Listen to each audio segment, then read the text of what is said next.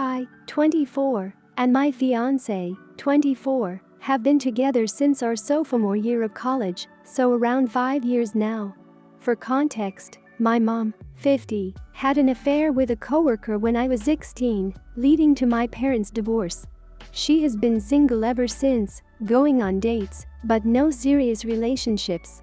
I have a good relationship with my dad and his new wife. Sadly, my fiance's mom passed 2 years ago due to cancer and his dad, 53, has been single since. My fiance proposed last year, but our wedding was delayed due to COVID. Our families had never met up to this point because his family lives in South Carolina, whereas we're in North Carolina, where we went to college, around a 3 hours drive away from his dad. 3 months ago, in January 2021, we decided that it was time to have our families meet for the first time to discuss our upcoming wedding in June 2021, held in our backyard, COVID appropriate, immediate family only. My dad and his wife, my fiance's dad, and my mom all met at our place to meet and discuss the wedding. This went well, albeit there was some tension between my mom and my dad. This morning, out of the blue, my mom called me and announced that she had eloped. I was shocked as she had not been dating anyone to my knowledge.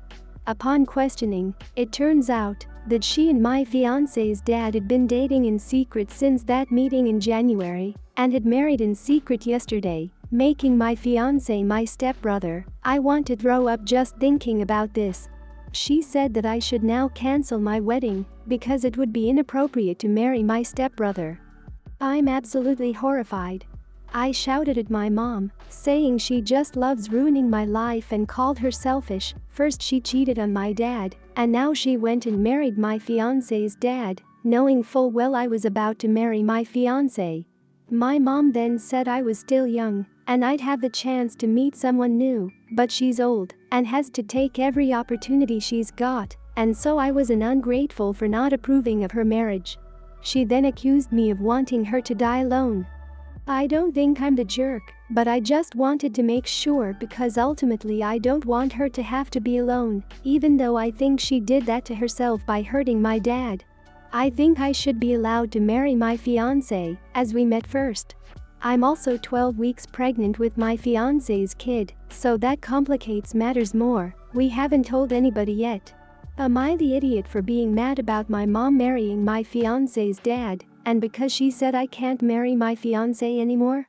Not the idiot. Mom and fiance's dad sure are though. Don't cancel your wedding, but I would consider canceling your relationship with your mother. Not even necessarily, because she married your fiance's dad. As messed up as it was, I'd be re-evaluating whether to have her in your life, because on top of that she suggested that you call off your wedding to someone you've been with for years, just because she married a man she met a few months ago without even telling you. She sounds like a narcissist. I also would keep her far away from the wedding, unless you want her walking around telling everyone how disappointed she is that you decided to marry your stepbrother. Not the idiot. Your fiance is your fiance, not your stepbrother. Frankly, after this particular brand of nastiness, I wouldn't have much of a relationship with either of them. When the inevitable happens and their whirlwind romance implodes, you and your future husband will be standing strong, and they can attempt to undo the damage they caused to their respective relationships. If anyone asks in the meantime, yes, my mother and his father engaged in a whirlwind romance and eloped 3 months after meeting at our engagement dinner. Which has made things quite interesting all around, but who are we to stand in the way of their relationship? It will get easier with practice. Not the idiot. Your mother sounds like a narcissist. Having been raised by one myself, you sound a lot like I did 30 years ago. You aren't the idiot at all. Your mother lives in a different world, you two do not have matching realities. You can't fix her, and you didn't break her. You have your dad and stepmom with you. Just cut your mother out of your life for good, and live your life happily with your fiance. She'll never let you be happy, and you know it. Please consider cutting this woman from your life. Speak with your fiance, since doing that will cause friction with his dad. You two need a plan and a united front. She isn't a healthy influence on you, your family, or your upcoming child. I'm from England, but now live in a different country. I left England because there was a specific person I was trying to get away from. Once I was settled, I gave my parents my contact information with strict instructions to not share with anyone. The one specific person I was trying to avoid showed up at my place within a week. I had to call my cousin and his friends to get rid of him, then I packed up and moved to a new place. When he'd been taken away, I asked my parents how that guy found me. Dad was shocked, asking if I was alright and swearing he didn't tell. I pressed Mum on it, and she admitted to telling him.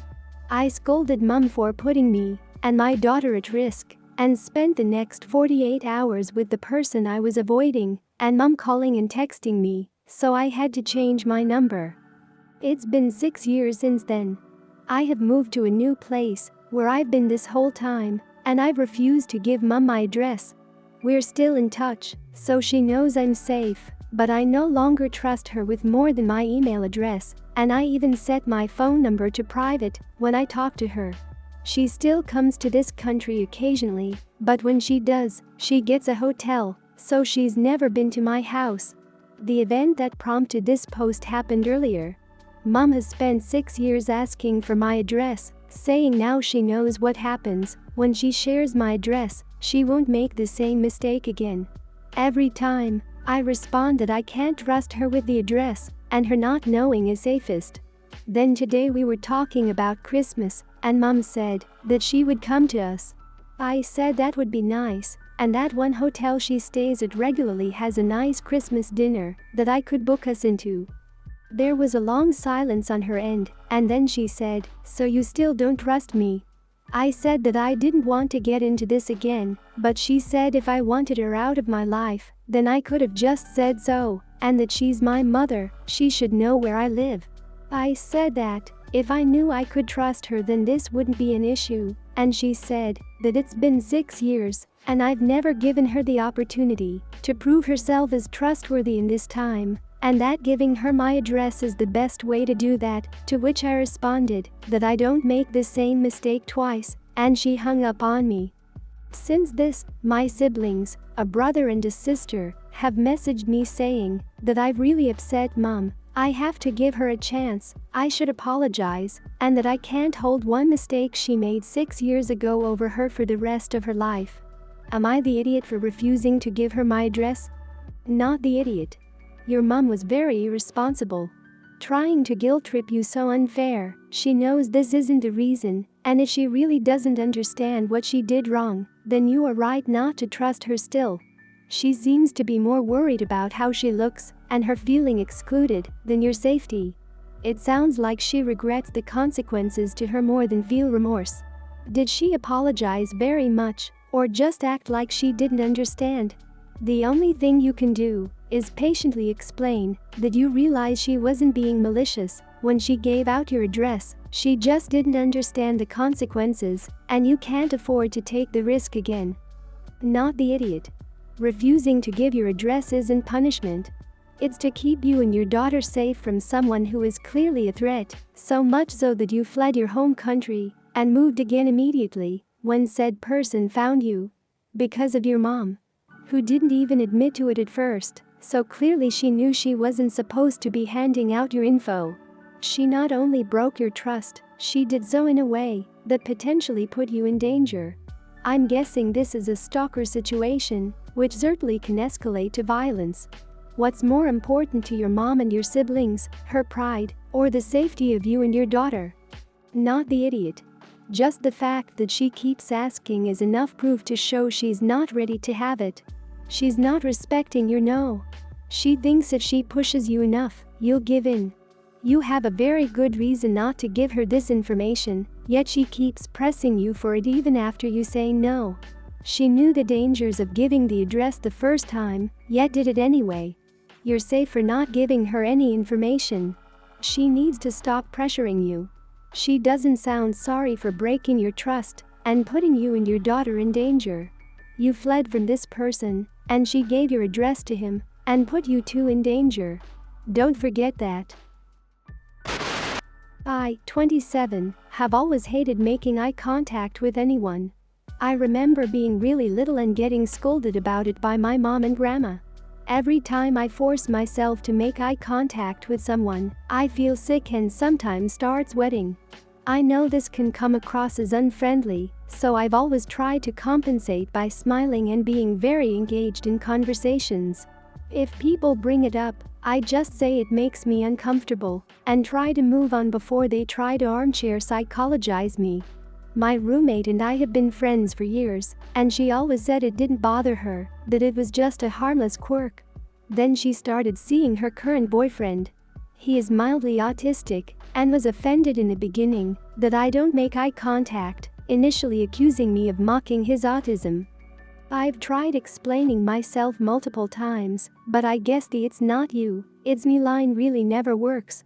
For a few months he's been suggesting that I go see a therapist to get some sort of formal diagnosis, and I always refuse. He's one of those people who likes to identify himself by his conditions, like "Hi, I'm X, and I'm mildly autistic, and have severe anxiety and depression," etc. Often all he wants to talk about are his various mental health issues, and it offends him that I have this quirk and am uninterested in getting therapy about it. Lately he's been dragging my roommate into this campaign, and so a couple of days ago, when he was saying for the umpteenth time that my eye contact issue probably stems from some sort of unlabeled neurodivergence, I told him mental health problems aren't a substitute for an actual personality, and the only person bothered by this is you. Both he and Rumi say I'm the idiot, but in my opinion not every abnormal behavior has to be catalogued, so I think what I said is justified. Everyone's the idiot here. He was definitely being rude, but people with autism aren't great at subtlety, then again neither are you, apparently. I would never call someone out for identifying with these boring, non-personal personality traits unless I was intentionally trying to hurt their feelings. It's none of his business whether you seek a professional assessment of your behavior quirks, but also, he's not wrong. There are resources and support out there that might be of immense use to you. It's nothing to be ashamed of. You can seek better understanding of yourself without losing your identity to labels and diagnoses. What you choose to do with that information entirely up to you. Not the idiot. Him accusing you of faking autism because you don't like eye contact is ridiculous. You didn't even claim to be autistic. Even the autism in females often goes undiagnosed altogether. There's a possibility that your aversion is autism-related, it just presents differently in females. Sometimes it can be easier to be upfront about being autistic, so you aren't dealing with people constantly wonder what's off about you. But you're dead on that it's not the only thing that someone should identify with. Usually people with autism have special interests and like to talk about them, and it's possible that he's let his own mental health becomes his special interest. Not the idiot. I also have the same issue of not being comfortable making eye contact. I work in a face-to-face type of customer service job and often look next to the person I'm talking to. 99% of people just think it's odd, but don't push it or ask anything further because it's kind of rude to do so. I would feel very uncomfortable if someone kept mentioning something like that all the time and would probably end up snapping too. I would take into consideration that it is something he is fixated on and instead sit him down and explain that it's not something you wish to discuss and to please not continue to ask about it. He may not pick up that it's making you uncomfortable. I, 27 East Asian, have been married to my wife, 27 South Asian, since 2017. We have a 3-year-old daughter and a 6-month-old son. So my wife can't cook. She can do basic stuff, obviously, but she hates it. It's like a mix of fear and clumsiness. And honestly, up until we got married, I didn't cook either. This was obviously a problem. We eventually came to a solution. I do the cooking, and she washes all the dishes before and after. I'm fine with it, she's fine with it, and we've been functioning well. My parents and my in-laws came over the other day for dinner, and everyone was having a great time. That was until my mother-in-law complimented my cooking skills. My mom was a bit taken aback for some reason and asked me if I cooked again. I informed her that I usually cook, And she just got even moodier. I brushed it off, but then when my in-laws left, I caught my mother scolding my wife. Apparently, she should be the one cooking, not me. You know why? Because she's the wife, the woman, and I'm the husband, the man. My wife stood up for herself and said that we both came to an agreement and we didn't need her input on how we made our food. I involved myself at this point and told my mom that she was being very unreasonable. My mother said that she didn't get me married to become a slave to my wife and that she was just looking out for me. I told her to get the heck out, and she left the house crying. I don't see why this is such a big deal. I don't think I'm the jerk either, but my mom says I am. My dad is on her side just because she's his wife, but he says that I wasn't wrong for defending my wife. My wife is over it and wants to apologize just so we can move on, but I don't think we should consider we did anything wrong. My friend told me to get some judgment from here. So here I am. Am I the jerk in this situation? You said your wife wants to apologize, so you can all move on. I don't think your wife has anything to apologize for. It sounds like she responded to mom calmly and reasonably. You joined the conversation to defend your wife, you and your mom both escalated. If you want to preserve your relationship with your mom, I think you could say something like, "I'm sorry I lost my temper and cursed at you. I want us to have a good relationship, and in order for that to happen, I need you to respect that I'm an adult and my wife and I are going to run our household in the way that works for us. I don't criticize the way you and dad do things. I'm happy with the way things are, and that should be enough for you." Not the idiot. As someone whose dad does all the cooking, my mom can cook, but my dad does way more often because he loves it.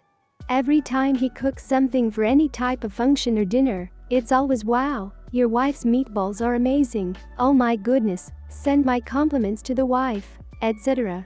Sometimes he tells them he cooked whatever it was, and he's had people straight up not believe him or laugh at him for not letting his wife do her job. Cooking isn't easy, and it's not any one person's job by virtue of gender. You were respectful and did nothing wrong. Not the idiot. For the basis of your post, you found a solution that worked out for both of you. Just because she doesn't cook doesn't mean she's a terrible wife. Plus, maybe she does things that a lot of people speculate a man does, like mowing the yard, fixing cars, who knows? Not every marriage is going to have stereotypical obligations. Like if I were to get married, I'd probably mow the grass, grill, and do other cleaning such as dusting or other upkeep stuff. That's just my opinion, and your mother needs to respect your overall foundation of your household on how it runs. Nice job defending your wife. Do not apologize, it makes your mother think she is right, she isn't.